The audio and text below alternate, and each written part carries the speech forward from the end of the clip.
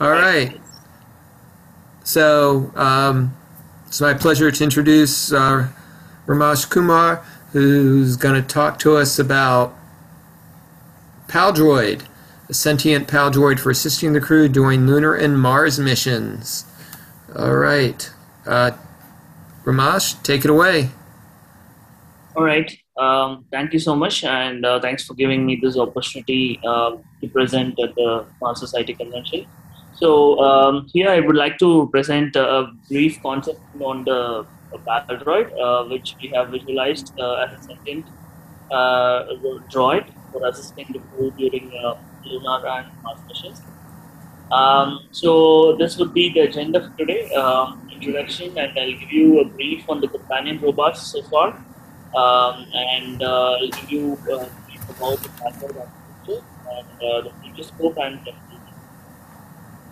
So anytime during the presentation, please feel free to stop me and ask me questions. So we'll be happy to answer. So as we all know, 7 to 9 month journey to Mars, covering about 300 million miles, is a hectic journey. And who are the crewers gonna go through a lot of physical, mental, and psychological issues. So it's not just the operational hazards, but also people might get into depression. People might get into boredom and yeah, whatnot. We never know. A lot of tests are in progress. So also there is a 5 to 20 minutes delay in communication depending on the planetary position, and there is a need for healthy way to deal with the stress, depression, and the loneliness. So that has been a lot of challenge.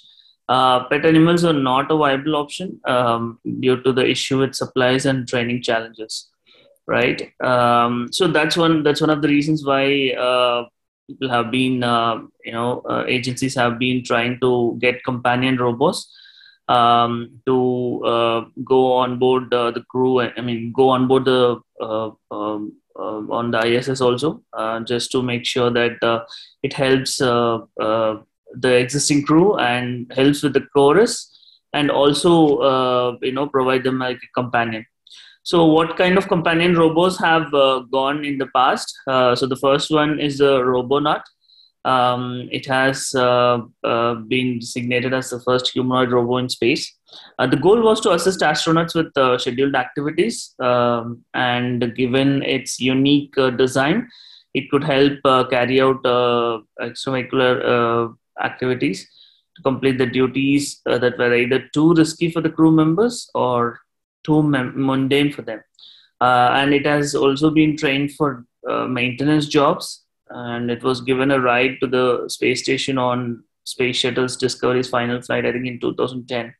And also, it has had its multiple issues. Not necessarily a companion per se, but yeah, it could assist in a lot of stuff.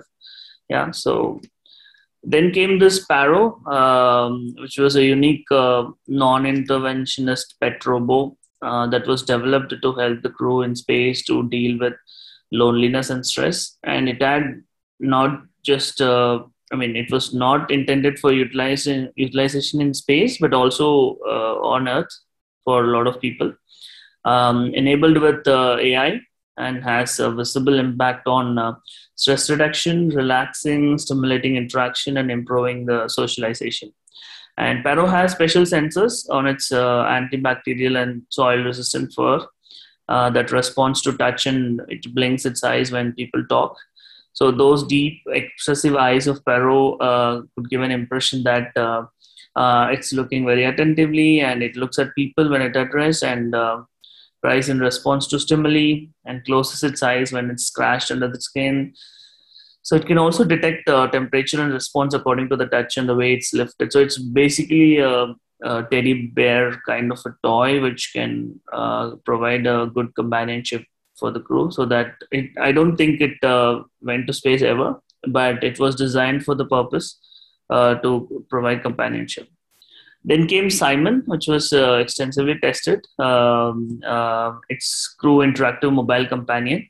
It's more like a the floating robo in Flubber movie. If you guys have seen that earlier.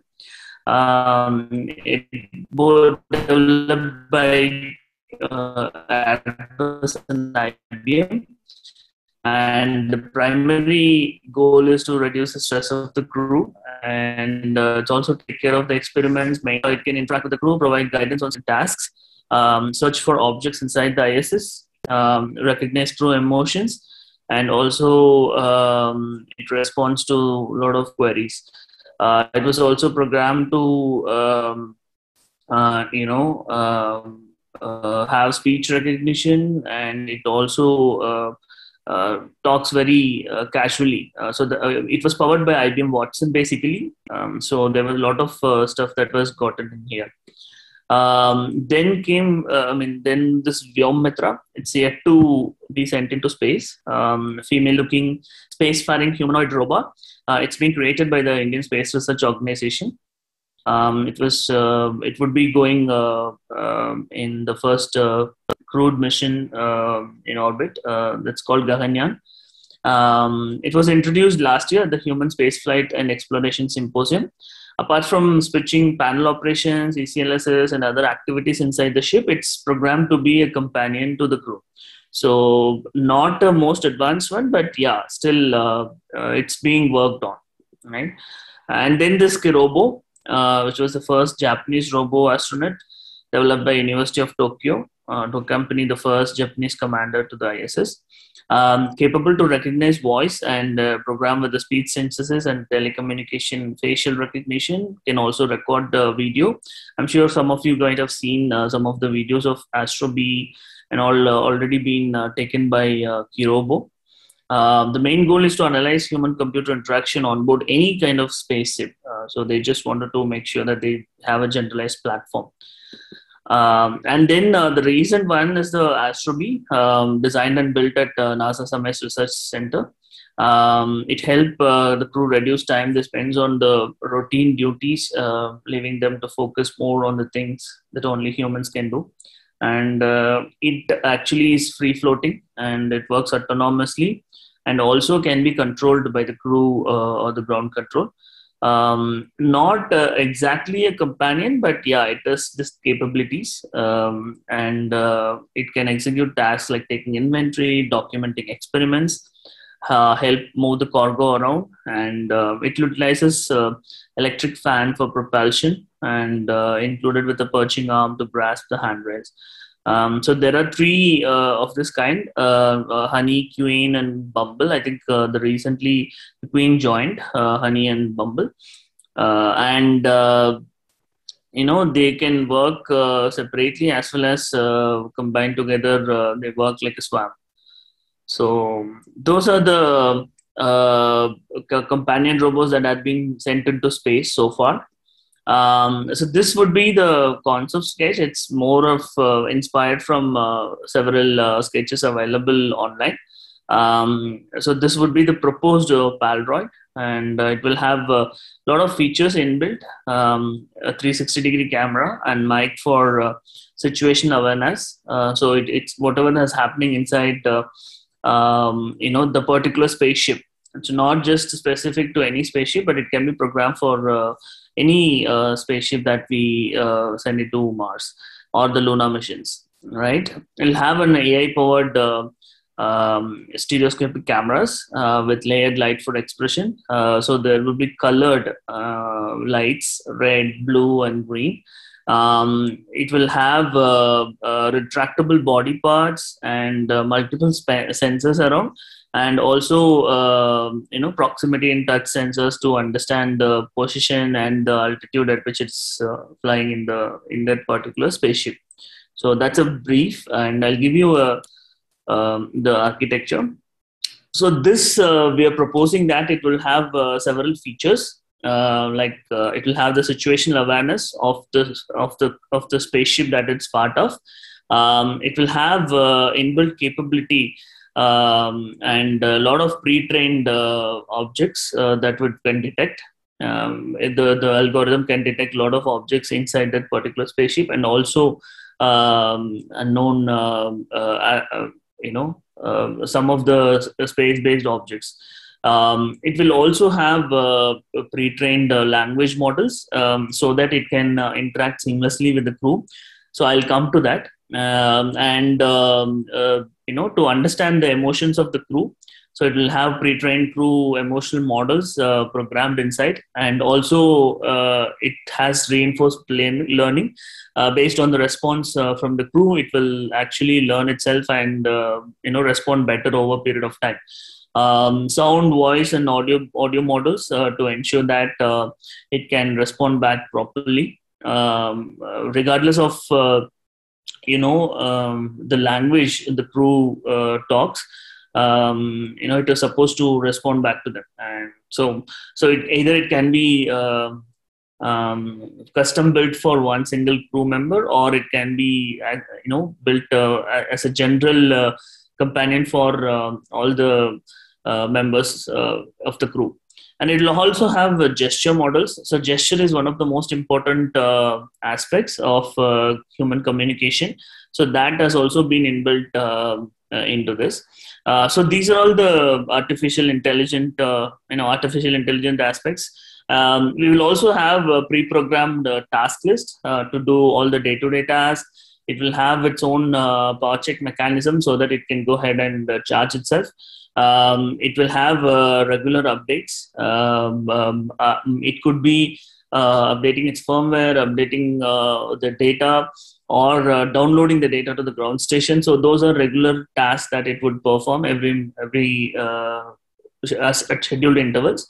And it will have connectivity within the spaceship and also with the ground control, right? And what we have also visualized was that it will have the hidden Markov model, sorry, that the inbuilt capability has been built in. So the reason why we wanted to go ahead and propose this was that there are going to be a lot of uncertainties. So the combination of hidden Markov model and partially observable Markov decision process that helps this particular agent take necessary action based on the environment, the set of conditional transition probabilities between the states, and set of observations from the sensors. And it makes it very effective in terms of being both as a control droid as well as an autonomous crew companion to carry out a wide variety of tasks. So it could take decisions and it could respond back accordingly. And so that's the brief architecture. If you look at it, so I have taken this reference from the Astrobee updated localizer. So that would help it to navigate within the specific spaceship. So it takes some time for it to get trained, but it will get trained eventually. When it is trained on the ground, it can be done through that. So this was actually taken from Astrobee's training program. So the particular spaceship was scanned, and then it had figured out how it's going to navigate and all. So so this map coverage of the particular spaceship. So this is ISS basically, but then and so build map before localizing with labeled features, and use feature descriptors that are uniquely identifiable based on the attributes, unlike optical flow features which are locally matched. It matches the incoming images during localization with the labeled images. So these are all part of the training, and it actually ensures that the position and navigation are taken care of. So that's one example which I thought would be good to be provided here. And so these are the ones, and it's capable of taking human computer interaction to the next level with the visual cue recognition capability. It can also capture data along with the crew, process the data, categorize them automatically, and communicate it to the ground control periodically. Right. So those are some of the capabilities. And coming to the future scope, it's expected to have a positive impact extensive on-ground and simulated zero-gravity training to be provided. When the crew is getting trained, so we propose that the robo is also trained along with them, so that it gets more and more personal. The social human robotic intervention needs to be developed, so that can also be done when it is trained on the ground. So it would have role switching ability. Since it has AI capabilities, it can sometimes play the role of a caretaker, it can sometimes play the role of a counselor, and it can also play the role of an entertainer. So all these are included in this because of the communication delays, and it's not going to be possible for the crew to communicate instantaneously with the ground station. So the Paldroid is supposed to take care of the crew, and it will also have the future scope includes social behavior design and social network. Ramesh, 10-minute warning. Yeah, that's it. I'm done. So that's the last slide basically. So I'm open to questions. So this is just a it's a proposed robot. I am sure a lot of them are being developed at the moment, but we thought all these can be included in future crew mission, so that a droid which could be developed for a future crew mission to Mars. For the lunar part, it's not going to be much feasible because the travel itself is going to be very short and very limited scope, because the spaceship that would be utilized for lunar and Mars missions are going to have different environments, considering the time difference. And for lunar missions, the crew would be primarily utilizing either the Orion crew module or the habitation and logistics output HALO, which would be part of the lunar gateway, and the human landing system. So out of which we can only utilize this robo in the HALO, the habitation and logistics output. So the Orion crew module will have limited space just because it's going to be transitioning, and the human landing system will also have a lot of stuff, a lot of things inside. So you may or may not have the required space for the robot to move around and do stuff. So yeah, so that comes to the end of this presentation. So I'm open to questions. Thank you. Okay, if anyone has a question, please put it in the chat. We have a couple already. How many senses does Paldroid need to learn in parallel with the person going to Mars? And that's a good question. So it will have all sorts of touch sensor, it will have your visual sensor, it will have the language abilities, it will have your for the situational awareness. There are going to be, even for the Astrobee, we had 23 sensors to make sure that it's navigating properly. So all these sensors have to be embedded, right? And we didn't catch how. Next question. Didn't catch how it moves. How much could it lift? I guess in 0G, how much mass could it move? Yeah, so this Paldroid itself is going to be 1 or 2 kgs maximum. So I don't think it can lift a lot of stuff. We have not visualized it to carry out tasks to lift or move cargo within the crew as like Astrobee or any other thing. So it's mostly for operating the equipment. It's most for the taking readings, capturing videos, or capture photos. So more of that tasks. It's not for carrying. It's not for weightlifting practice. We are not visualizing for that. Okay, long question here. On MDRS Crew 228 that ended a week ago, I had my granddaughter's toy Tiny Diamond that stood on the table we most often used. Whenever I moved it, the crew would start to smile, and when I activated its audio recording, we danced or made dance motions while seated. No mechanisms and no AI, but still worked nicely for morale. More advanced droids would definitely be helpful. I guess that's not a question, statement. Thanks, David. Thanks for that. Maybe you might want to share some pictures of that. Is it available online? We'd love to see that. Any idea how much it would cost to build one and when it could be built?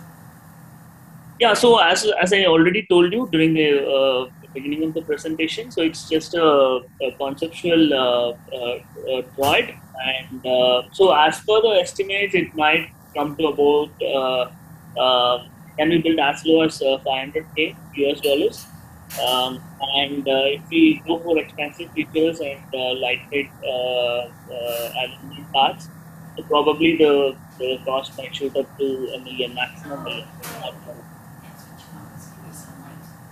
Okay, another question. How will the PAL droid learn? Machine learning plus what? So the machine learning models inbuilt, and as I have seen here, I mean as I'm showing here, so it will have lot of AI models, pre-built learning models. So we have figured out a lot of things even on the ground. Given the fact that the spaceship is going to be a confined space, so we need to have specific objects to be detected and a few crew members to be trained, so their voice has to be trained, and very limited language models because the crew is fixed, so 4 or 5 people, right? So only they have to be. So yeah, I mean their emotion models, all of them are pre-built. I don't think anything complex, any complex mechanism is required. So already we have everything on ground. We are already being training. So if you look at the robo which IBM Watson showcases, so that has everything already. So doesn't need anything additional for it. Yeah. Okay, we have a question from AltSpace VR, which I asked them to unmute because I don't think they can type it in. Hi. Do you have any plans to do testing, prototype testing in virtual reality? Virtual reality, no, we have not planned for that, I would say. But yeah, we would love to hear from AltSpace there. I am seeing a lot of questions and also demo. We'd love to do that, yeah. But it would be a good way to join the group, yes.